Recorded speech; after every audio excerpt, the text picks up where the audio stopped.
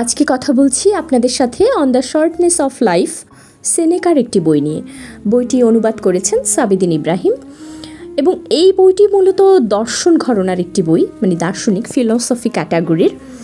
এটা হচ্ছে এরকম একটা, আমি শুধুমাত্র কিছু পয়েন্ট বলে যাচ্ছি কারণ আমি স্পয়লার অ্যালার্ট দিতে চাই না। আমার রিভিউ পছন্দ, খানিক অংশ বলে আমি আপনাদেরকে একটা ধারণা দিতে চাই, কিন্তু স্পয়লার অ্যালার্ট দিলে হয়তো আপনারা পড়ার আগ্রহটা হারিয়ে ফেলবেন। এই বইটা মূলত হচ্ছে আমরা যে জীবনে আসলে খুব আক্ষেপ করি যে আরও সময় যদি পেতাম তাহলে অনেক কিছু করতে পারতাম, অর্থাৎ আমরা বাঁচার প্রস্তুতি নিতে থাকি এবং প্রস্তুতি নিতে নিতে আমাদের জীবনটা আসলে ক্ষয় করে ফেলি। আমরা মূলত বাঁচতে পারি না, মানে বর্তমানকে উপভোগ করার যে বিষয়, বর্তমান সময়ে আমাদের সাথে যা ঘটে সেই জিনিসগুলোকে উপভোগ করা বা সেই বর্তমানের সাথে নিজেকে মানিয়ে নেওয়া, এই কাজটা আমরা করতে পারি না ভবিষ্যতের চিন্তায়। অর্থাৎ 5 বছর পরে আপনার একটা স্বপ্ন আছে, সেই স্বপ্ন নিয়ে ছুটতে ছুটতে কিংবা সেই স্বপ্নের প্রস্তুতি নিতে নিতে দেখা যায় আমার বয়স হয়তো 50 হয়ে গেছে, 60 হয়ে গেছে। তখন আসলে আকাঙ্ক্ষার যে পারদ সেটা সেই অবস্থায় থাকে না এবং কি হয়, তখন সময়ের সাথে সাথে সেই প্রয়োজনীয়তাও কমে যায়। কিন্তু বর্তমানে বাঁচা, মানে সেনেকা বলছেন যে সর্বোত্তম জীবনযাপন কোনটি? তো এখানে বলা হচ্ছে যে সর্বোত্তম জীবনযাপন যে জীবন জ্ঞান সাধনার, যে জীবন দর্শন চর্চার, যে জীবন চিন্তায় নিবেদিত। অর্থাৎ আপনার কাছে সময় নেই, বিষয়টি এরকম না। আপনি আপনার বন্ধুকে আপনার জীবনের সেরা সময়গুলো দিয়ে দিচ্ছেন। আপনার প্রতিবেশী কেউ একজন বলছে চলো আজকে কার্ড খেলতে যাই, আপনি কার্ড খেলতে চলে গেলেন।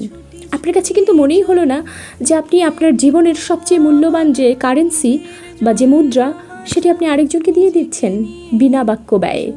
তো সেনেকা এখানে বলছে যে সময় হচ্ছে একটা কারেন্সির মতো, সময় হচ্ছে এত বেশি প্রয়োজনীয় একটি জিনিস যেটি আমরা খুব হিসেব করে আমাদেরকে ব্যয় করতে হবে। অর্থাৎ আমাদের হাতে দৈনন্দিন কাজের মাঝখানে বা সারাদিন 24 ঘন্টায় আমরা যে সময় ব্যয় করি, এটি আমাদের কাছে অনেক মূল্যবান।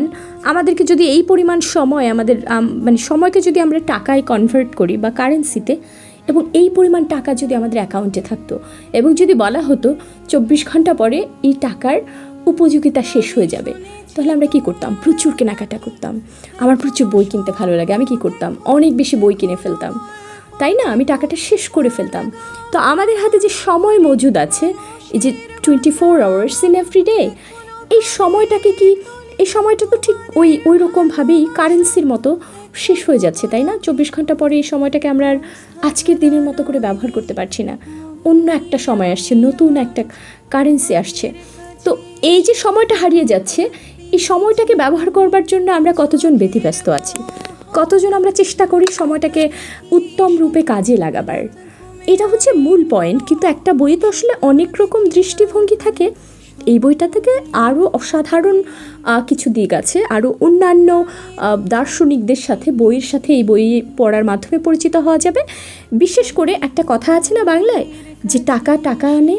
তো আমি দেখেছি এই বইটা আরও কিছু চমৎকার বইয়ের সন্ধান আপনাকে দিবে।